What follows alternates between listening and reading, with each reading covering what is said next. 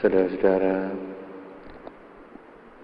bersama-sama kita tadi telah melakukan puja bakti dalam rangka peringatan 1 tahun wafatnya almarhumah Ibu T. Song Ing. Saudara-saudara,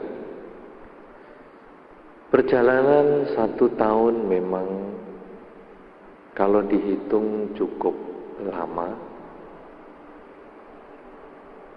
tetapi kalau dijalani sangat cepat. Karena tidak terasa, seakan-akan kita baru saja mengikuti beberapa upacara dalam rangka peringatan wafatnya almarhumah. Yang ketiga, yang ketujuh, terus 7 kali 7 sekian ya waktu itu di rumah Puncak Darmo. Betul. Puncak Darmo Permai. Puncak Permai. Ya. Rasanya masih sangat baru bagi saya. Tapi ternyata hari ini sudah setahun almarhumah meninggalkan keluarganya. Saudara-saudara, kematian ini memang merupakan satu misteri kehidupan. Padahal setiap orang pasti akan mengalami kematian. Dan juga kita sudah berkali-kali mengalami kematian. Sehingga pernah saya ditanya oleh orang yang sudah tua, usianya sudah 90 tahun, tetapi belum kepingin meninggal. Lalu dia minta diterangkan tentang kematian ini apa? Karena saya tidak kepingin meninggal sebelum jelas yang disebut kematian. Saya katakan kepada bapak itu, untung kamu masih bisa bertanya tentang kematian untuk siap-siap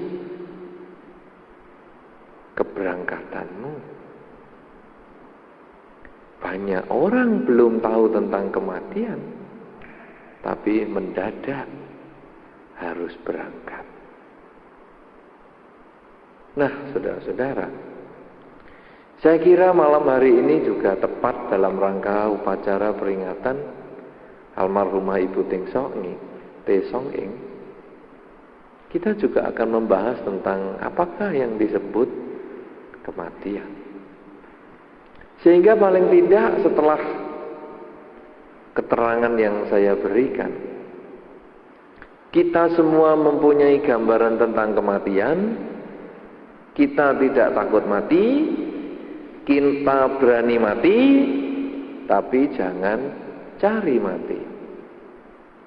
Nah, apa yang saya terangkan kepada orang yang sudah usianya lanjut itu? Saya ceritakan demikian. Nomor 1, kematian itu sebetulnya terjadi setiap saat. Apa maksudnya kematian terjadi setiap saat? Kita kan rasanya hidup. Tidak, sebetulnya kita ini seperti mobil. Mobil atau sepeda motor bisa berjalan, itu kumpulan mati dan hidup, api, busi. Ya toh? Anda pernah perhatikan toh busi itu ya? Itu kan hidup, mati, hidup, mati. Ketika dia mengeluarkan api, terjadi pembakaran dengan uap bahan bakarnya, muncul ledakan, muncul tenaga, dan seterusnya, dan seterusnya, dan seterusnya. Akhirnya kendaraan bisa berjalan. Mungkin bagi bapak-bapak itu sudah hal yang biasa ya toh, melihat busi yang seperti itu. Tapi mungkin bagi ibu-ibu, walaupun ini namanya busi, tapi ibu-ibu mungkin tidak kenal. Busi bukan suaminya Pak Si. Itu bukan jenis kelamin perempuan, busi itu. Itu onderdil. Nah, kita hidup ini juga sama. Yang jadi busi apa? Napas, jantung, paru-paru, itu semua busi kita. Apa buktinya? Napas. Napas masuk. Masuk. Setelah napas masuk tidak langsung keluar, tapi berhenti. Coba Anda rasakan napas Anda masing-masing. Tidak begitu masuk langsung keluar. Masuk, berhenti. Keluar, berhenti lagi. Masuk lagi, berhenti. Keluar, berhenti lagi. Pernah Anda rasakan begitu? Anda sadari napas Anda seperti itu? Coba Anda renungkan sekarang. Ketika napas masuk dan berhenti, apakah itu bukan satu bentuk kematian? Ketika napas keluar dan berhenti, apakah itu bukan bentuk kematian? Sehingga sebetulnya itu seperti busi tadi. Masuk, keluar, masuk, keluar. Hidup, mati, hidup, mati, hidup, mati. Dari kumpulan hidup, mati, hidup, mati, hidup, mati ini, Anda bisa jalan-jalan, Anda bisa kemana-mana. Itu sebetulnya kumpulan hidup, mati, hidup, mati. Demikian pula jantung Anda, paru-paru Anda mengikuti. Paru-paru Anda ketika napas dikeluarkan mengempis. Begitu mengempis, napasnya keluar, berhenti. Lalu napasnya ngembang lagi. Paru-parunya mengembang lagi. Sedot napas, berhenti. Kempiskan lagi, berhenti. Sedot lagi, berhenti. Kembang kempis, hidup mati, hidup mati, hidup mati. Jantung kita juga begitu. Pompa jantung, dek. Berhenti. Buka jantung. Tekan, buka, tekan, buka. Makanya orang sakit jantung itu bisa buka, nggak bisa neken lagi. Neken, nggak bisa buka. Kram jantungnya. Itu sakit jantung.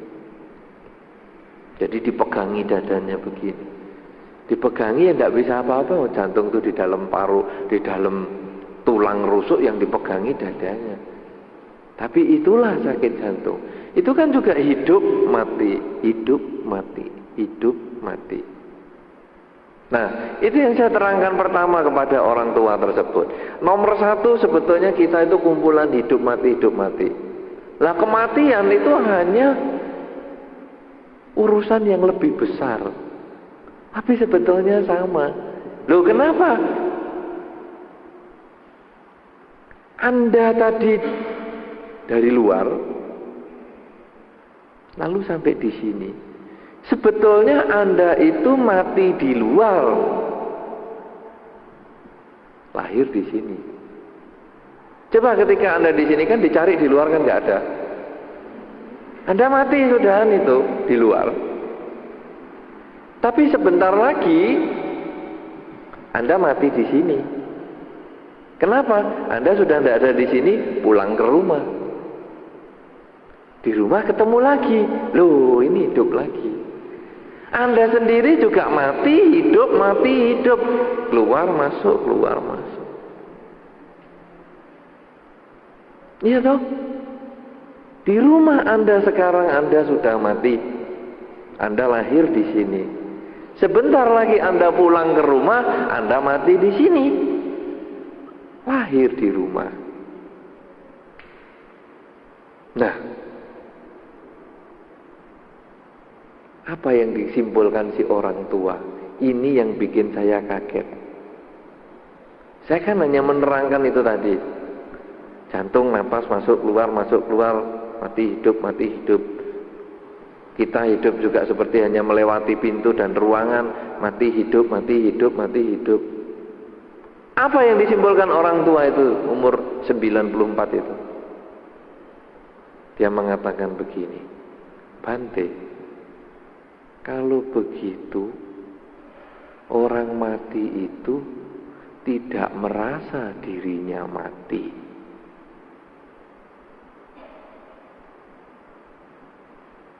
Saya katakan kepada dia, kamu luar biasa.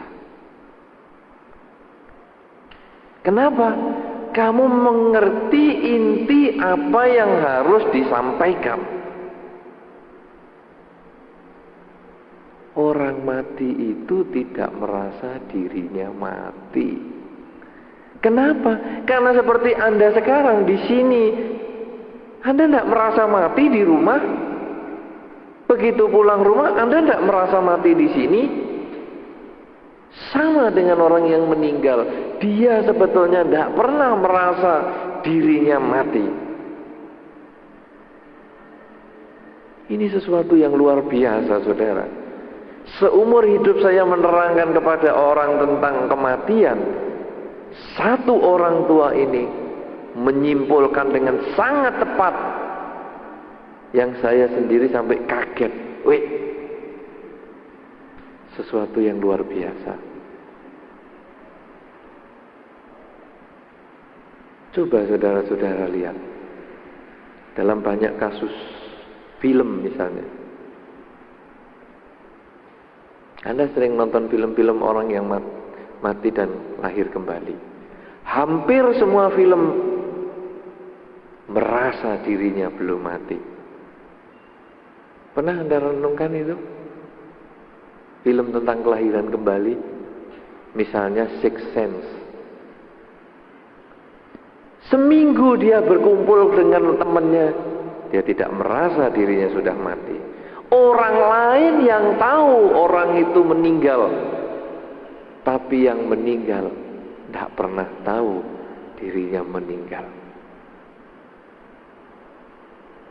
Setelah si orang tua ini menyimpulkan demikian, saudara, dia mengatakan, sekarang saya berani mati.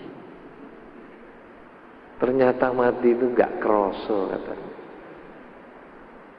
Ini luar biasa. Cuman sampai hari ini dia belum meninggal.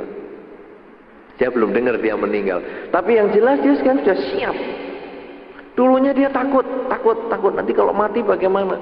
Oleh karena itu semua orang cari agama itu kenapa? Karena semua orang sebetulnya takut mati. Oleh karena itu agama berlomba-lomba cerita mati itu nanti mau kemana. Sehingga jangan khawatir, ikut agama aku, nanti mati masuk surga. Padahal belum pernah dibuktikan mati yang dengan agama tertentu itu masuk surga.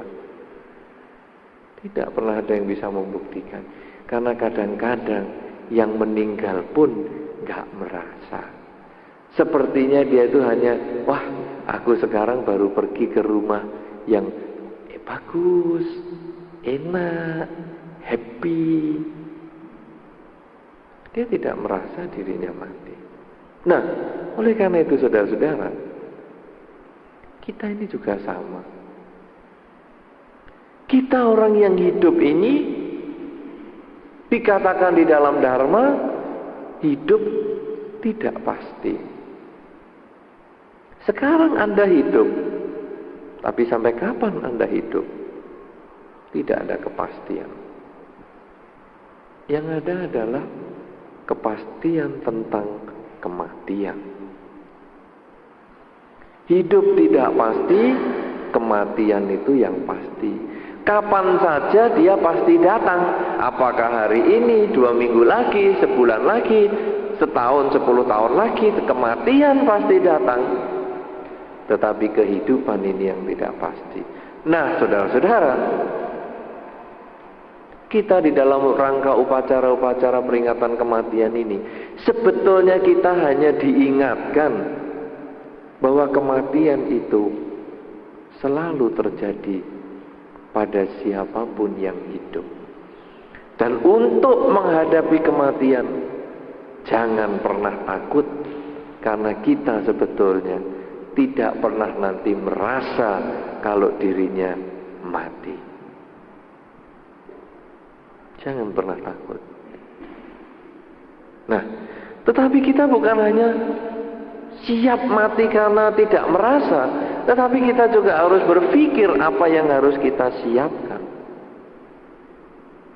Apakah yang harus kita lakukan di dalam kehidupan kita? Ketika kita masih hidup, ketika kita masih kuat seperti ini, inilah saatnya kita mengembangkan kebajikan. Kebajikan dengan ucapan, kebajikan dengan badan, dan kebajikan dengan pikiran kita, untuk siap menghadapi kematian. Kalau kita sekarang setelah melakukan kebajikan dengan ucapan, badan, dan pikiran kita, lalu pada satu saat kita meninggal, kita melihat keluarga kita, kita ajak omong kok diem saja. Kita lewat di depannya kok dia nggak tahu. Itu berarti kita sudah pindah alam. Itu tandanya. Anda jangan ngomel. Hei, kamu tak panggil kok. Anda singgol-singgol anak Anda singgol-singgol keluarga Anda, tidak merasa. Mereka hanya kerasa kok ISIS. Sambil pegang tengkuknya, kok ISIS. Tapi mereka tidak tahu. Lalu Anda memikirkan dia, kenapa keluargaku nggak tahu? Padahal aku sekarang hidupnya menderita. Pikiran Anda itu jadi mimpi untuk keluarga Anda. Sehingga keluarga Anda merenung, loh, kok aku ngimpi ya tadi malam? Ngimpi si A ini kepingin jalan-jalan. Kenapa? Karena pada saat itu Anda berpikir, aku kok gak bisa jalan-jalan sama keluargaku. Muncullah mimpi itu. Oleh karena itu, saudara-saudara, ini bekal untuk kita. Karena mati itu gak terasa. Salah satu tandanya komunikasinya putus. Anda hanya lihat orang di rumah Anda banyak, tapi Anda duduk berjalan di depan mereka, Anda tidak pernah ada yang mengajak omong. Yang mengajak omong nenek Anda, kakek Anda, leluhur Anda, tetangga Anda yang sudah sama-sama meninggal. Ingat ini, karena ini modalnya Anda.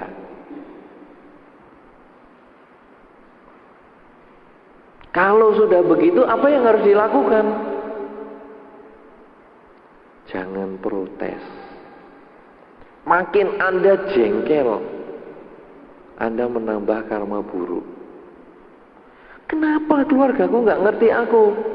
Kenapa kamu saya ajak omong nggak ngerti? Anda menambah karma buruk. Makin Anda menambah karma buruk, makin lama Anda tinggal di situ. Makin lama hidup Anda tinggal di alam yang tidak menyenangkan itu. Kalau demikian modalnya apa? Tenang-tenang saja. Oh, aku sudah meninggal toh ini. Ya udah. Semoga kamu berbahagia. Aku sudah meninggal, semoga kamu happy. Pancarkan pikiran positif. Ingat baik-baik karena ini mungkin nanti malam Anda ngalami.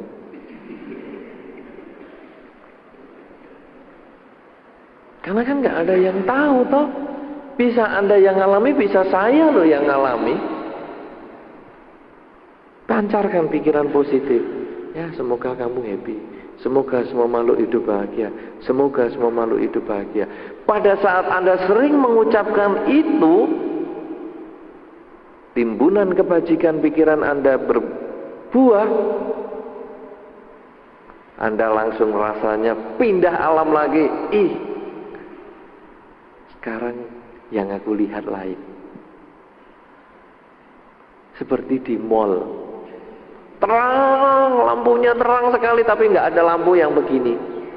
Hanya terang tapi nggak ada matahari. Sejuk tapi nggak ada AC. Dan Anda lihat semua wajah itu happy. Ada sebagian yang Anda kenal, ada sebagian yang tidak Anda kenal. Itu Anda sudah pindah kapling lagi. Anda sudah tidak lihat rumah Anda lagi. Anda tidak lihat keluarga Anda yang hidup lagi. Itu kata orang Anda lahir di surga. Memang cerita ini seperti dongeng, sudah. Malam ini yang saya ceritakan seperti dongeng. Kenapa? Karena mungkin Anda belum pernah ngalami itu. Tapi ini sebagai bekal. Seperti kalau sekarang Anda mau pergi ke luar negeri, Anda belum pernah ke luar negeri, maka sebetulnya tugas seorang guide lokal adalah menerangkan. Nanti kamu kalau di luar negeri begini, siapkan paspormu, dicap. Kalau orang minta buka tasmu, buka. Nah, nanti kamu naik taksi ini, naik bis ini, naik bis itu. Ini guidance, petunjuk yang Anda perlu ingat baik-baik. Nah, banyak orang yang meninggal tapi nggak merasa itu stres. Waduh, ini bagaimana keluargaku, ini bagaimana? Nah, itulah sebabnya kenapa umat Buddha mengadakan upacara pelimpahan jasa. Supaya apa? Supaya dia berbahagia. Keluargaku ingat aku. Walaupun pada saat dia melihat meja sembahyang,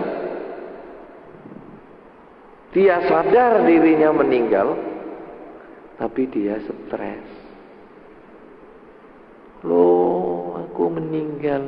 Pegang keluarganya seperti pegang angin.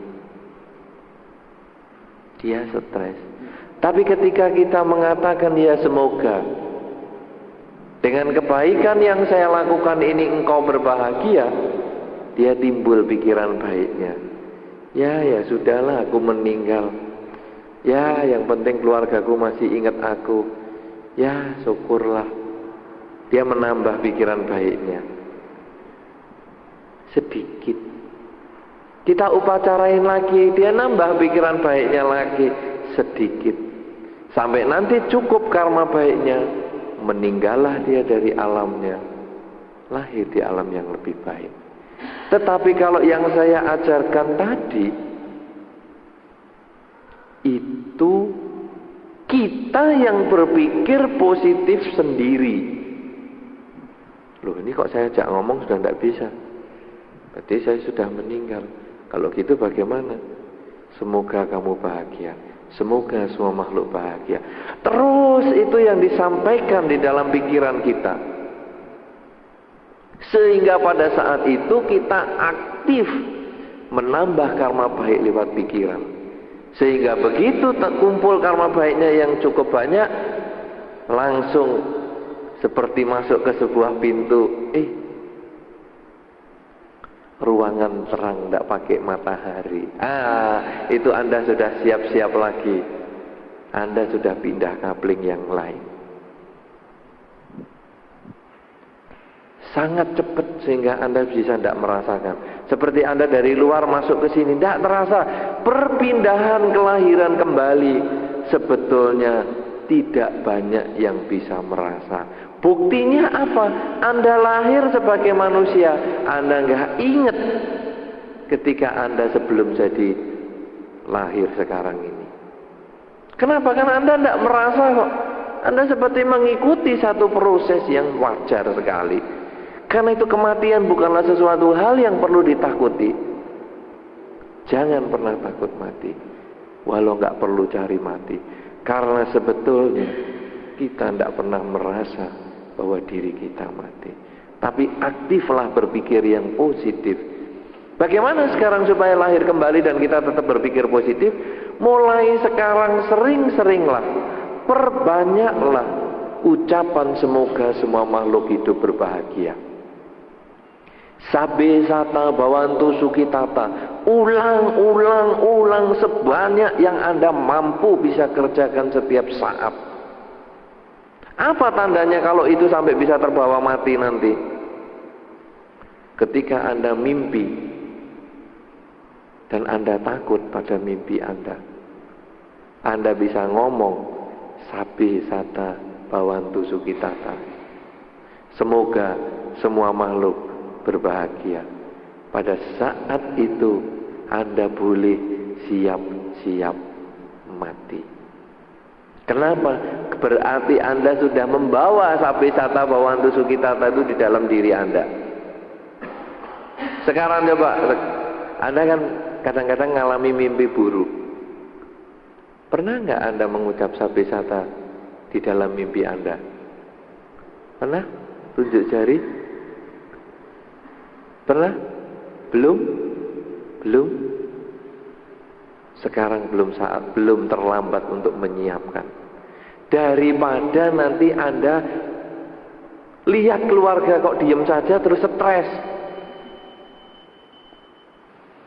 Kita harus sekarang menanamkan bawah sadar kita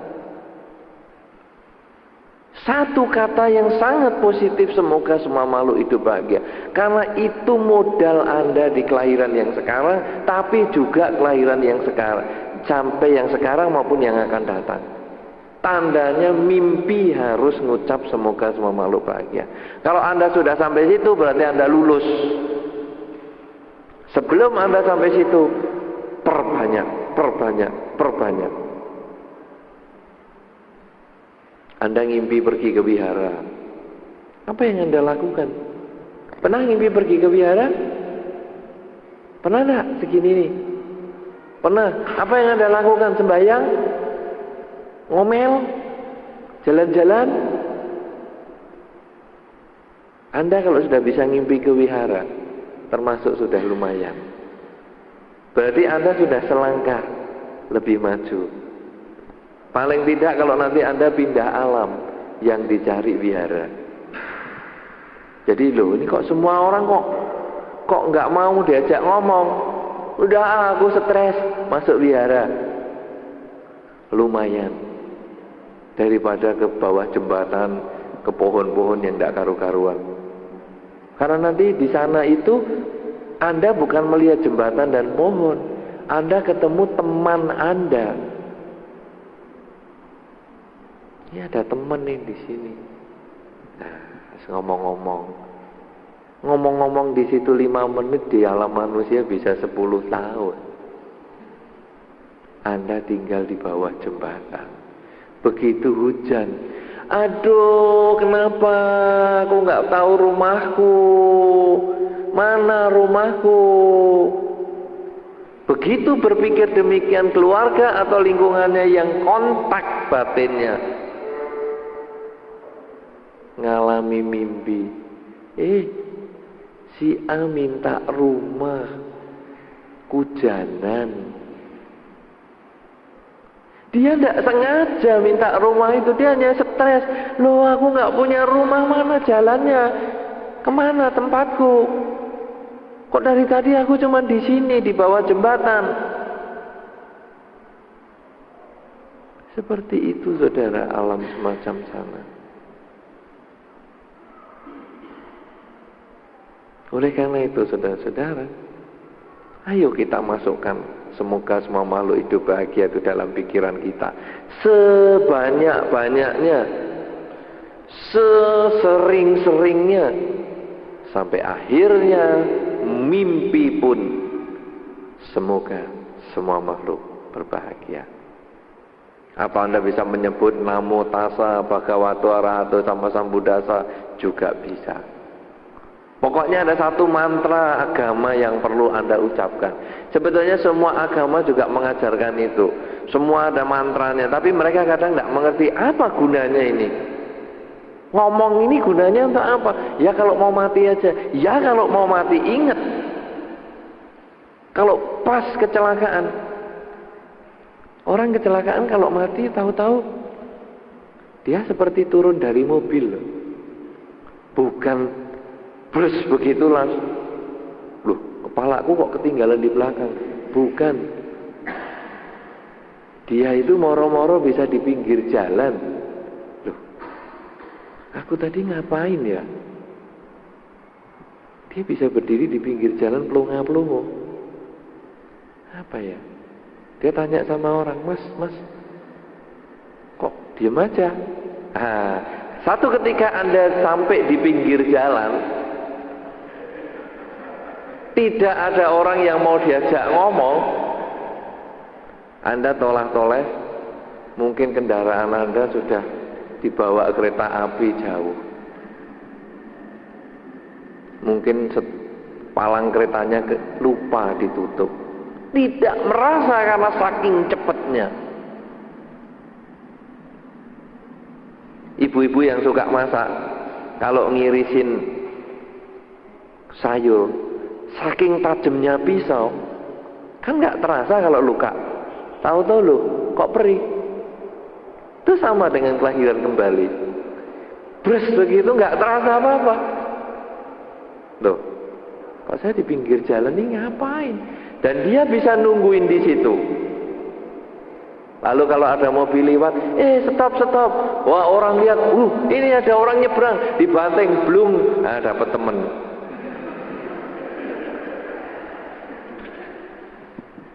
Itu. Kadang-kadang dia bukan mengganggu, dia hanya bingung. Kok aku sendirian di sini? Dia stop mobil, loh kok mobilnya ikut nyemplung, tapi dia dapat teman. Dua orang ngobrol, ayo cari teman lagi, itu. Stop lagi, cemplung lagi. Lah, orang hidup mengatakan tempatnya angker. Banyak orang suka lihat ada orang nyebrang. Kayak si manis jembatan Ancol. Padahal dia sebetulnya hanya jalani sesuai maunya sendiri. Seperti orang kecelakaan, saudara, yang sungguh-sungguh kalau kecelakaan. Mungkin apa Anda pernah ada yang kecelakaan atau enggak? Brus begitu kan kayak gelap semua toh. Dalam waktu sesaat Anda bangun, loh kok di rumah sakit? Pernah Anda mengalami atau ada orang yang mengalami seperti itu kan? Dia kan nggak tahu digendong kemana-kemana. Itu sebetulnya kematian itu yang mirip-mirip gitu. Terus begitu loh. Kok saya sudah di sini ya? Lah Anda mikiri apa sekarang? Pada waktu Anda naik mobil, misalnya baru mikiri rumah, terus begitu loh. Kok saya sudah sampai rumah? Diajak omong kok nggak ada. Ingat sabe sata bawantu sugitata, sabe sata bawantu sugitata. Oh, aku ini sudah di alam lain ini. Kalau tidak sadar dirinya sudah di alam lain, nanti seperti yang pernah saya ceritakan dulu. Di Sulawesi Tengah orang meninggal di Manado, kecelakaan, mau dibawa pulang ke Sulawesi Tengah, kita ini baru ngatur-ngatur kursinya, yang meninggal ikut ngatur kursi di situ. Semua orang lihat dia. Karena kekuatan pikirannya yang luar biasa. Loh, rumahku ini ada pesta apa ini? Dia ikut ngatur. Wah, orang yang ngatur kursi lari semua. Itu jenazah masih jalan dari Manado, belum nyampe tempatnya. Tapi bisa kejadian begitu. Kenapa? Karena waktu dia meninggal, dia berpikir yang di rumahnya. Karena itu saudara, di dalam Dharma selalu mengatakan, kendalikan pikiran. Kuasai pikiran, karena setiap saat kita bisa meninggal, dan pada saat pikiran kita yang terakhir apa, muncullah kita di alam itu. Maka kalau Anda mengisi hidup Anda dengan Sabbe Sata Bhavantu Sukhitata, semoga semua makhluk hidup bahagia, beres. Loh, kok suasananya ungu, jingga-jingga enak. Lihat muka orang bersinar-sinar, badanku juga agak tembus cahaya, kayak pakai body lotion. Wah, itu alam surga Anda. Anda nanti bisa langsung ngomong, saya pengen, misalnya Anda pengen apa? Hamburger. Langsung di depan muka Anda, hamburger. Itu alam cipta, hamburger muncul, tapi dimakan nggak bisa. Cuman Anda ngerasain, enak ya, kenyang. Ganti donat, ganti. Kok nggak bisa? Oh, harum donatnya, kenyang. Ganti lagi, sate, bisa. Apa saja bisa. Anti kolesterol. Loh. Anda pengen sate kambing dan durian, ya. Wah, enak. Kalau Anda pegang sate kambing dan durian nggak bisa, Anda boleh sedot baik-baik, pasti anti kolesterol. Tapi kalau sate kambing dan durian ini bisa dipegang, digigit,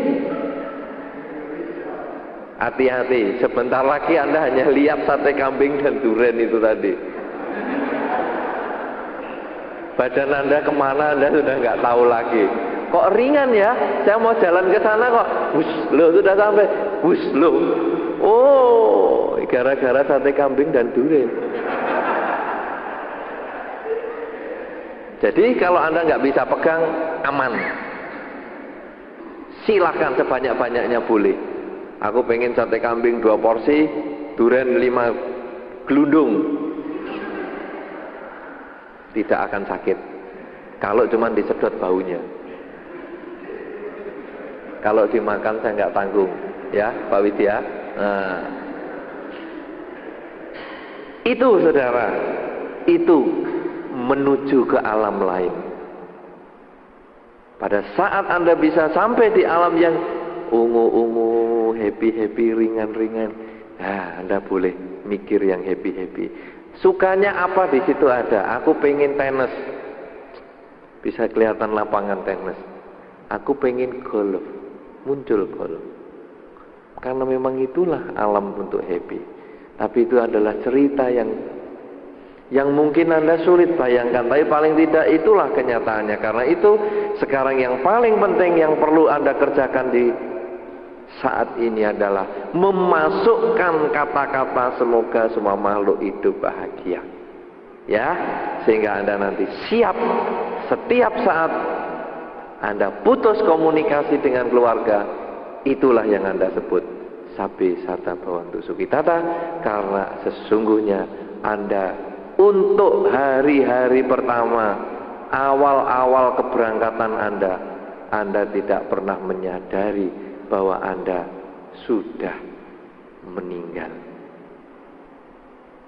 Karena itu inilah resepnya, supaya Anda tahu kalau nanti sudah jalan. Nah, nanti kalau sudah jalan, cerita-cerita sama saya. Gimana Bante ini? Kok saya bingung jalannya? Ya, nanti saya kasih peta yang lebih baik lagi. Saya kira inilah yang perlu saya sampaikan untuk Anda sebagai introduksi menuju kematian. Karena kita pasti ngalami semua. Orang mau kawin seperti tadi saja pakai teknik perkawinan. Diajari toh, jalannya bagaimana, namaskaranya, nanti kamu akan mengalami apa-apa-apa. Akhirnya juga ngalami. Lah apa yang saya ceritakan ini sebetulnya ya sama seperti teknik perkawinan itu. Anda saya dongengi yang ini, yang itu, supaya nanti begitu Anda ngalami, Anda sudah nggak heran lagi. Karena itu bagian dari apa yang pernah Anda mengerti. Ya, kalau sudah sampai di alam yang happy, ingat-ingat saya ya. Aduh, ini kalau nggak ada Bante yang ngomong semoga semua makhluk bahagia, saya nggak nyampe sini nih. Ayo Bante ikut, nanti dulu. Jangan ajak-ajak. Saya masih mau bagi-bagi ilmu, ya. Itu. Ya, saya kira demikian. Semoga dengan pengertian yang baru yang mungkin bisa Anda manfaatkan ini, bisalah membuahkan kebahagiaan. Dan kebahagiaan Anda kalau kita limpahkan jasanya kepada almarhumah Ibu T. Song Ing, itu juga akan membawa kebahagiaan untuk almarhumah. Kenapa? Karena kalau dia bisa menyadari bahwa keluarganya mengadakan upacara untuk dirinya, masih ingat walaupun sudah setahun, dia akan happy.